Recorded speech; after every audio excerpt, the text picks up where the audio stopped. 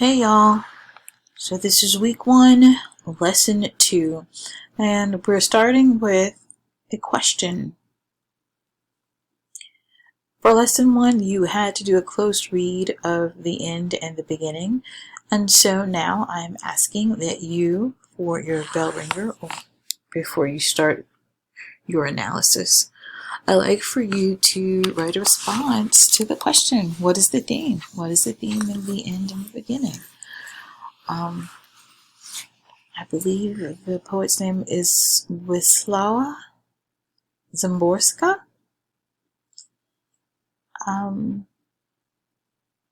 Take a minute just to write a theme statement. And again, I'm asking that you use the organizer that is included in Google Classroom. Just type your response inside of that document. The only thing that you will need to print out would be the actual poem for the close reading from lesson 1. But for all of the bell ringers and for your short analysis, you'll use the graphic organizer that's been provided for you.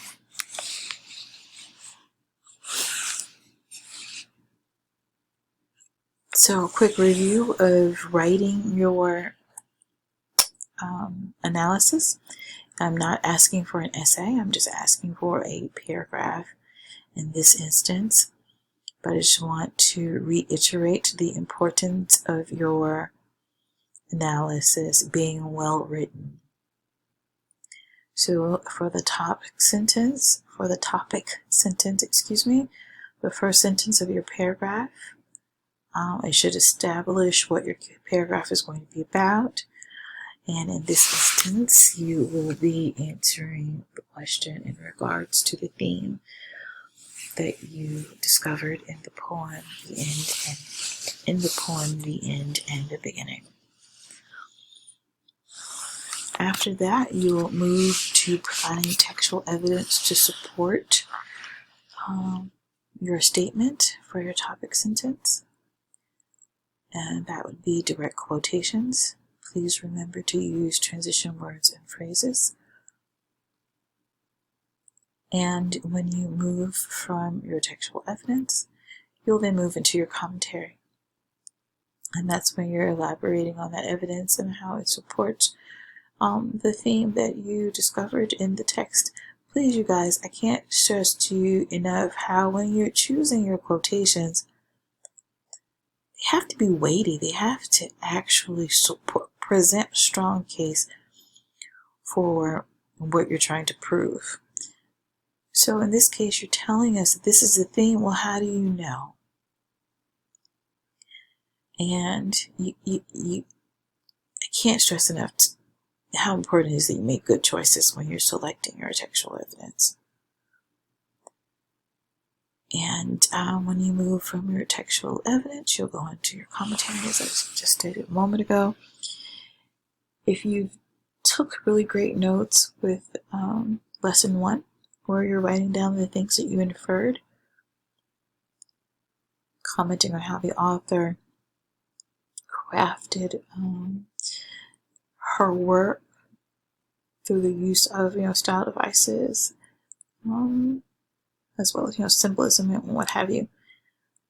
If you did those things, you'll find that writing the commentary is so much easier because you already have a point of reference.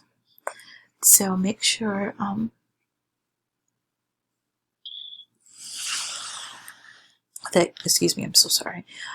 make sure that your paragraph has more than one example of textual support, and make sure that you have thoroughly explained each quotation that you include in your analysis. So all I'm asking in this instance would be a paragraph. For those of you who like to know how many lines, I would say a minimum of 7. Minimum of 7 lines. So here are the explicit directions. Now that you've done your close reading of the poem, the end and the beginning, write a brief analysis of how the author develops the theme you determined after your reading. The analysis must include and address the following. It must include a topic sentence that's clearly written, clearly states the theme of the poem. The textual evidence support must provide context for the topic sentence. Commentary must include your reference regarding big ideas that the author expresses in the poem, and no less than 2 references to the poem for textual support of the theme. So if you do those things and you do it clearly and it's cohesively written, you'll get a good score. You'll be happy with the score that you receive. If for some reason any of those pieces are out of place, then that means that we need to revisit how to write a well-written paragraph. That may be necessary. But in any case, I hope that you found this to be helpful. I will be available between 2 and 3 via Zoom, and I will provide a link for that in Google Classroom. And all assignments are due 48 hours after they've been assigned. So the close read with annotations and the analysis are both due by Wednesday.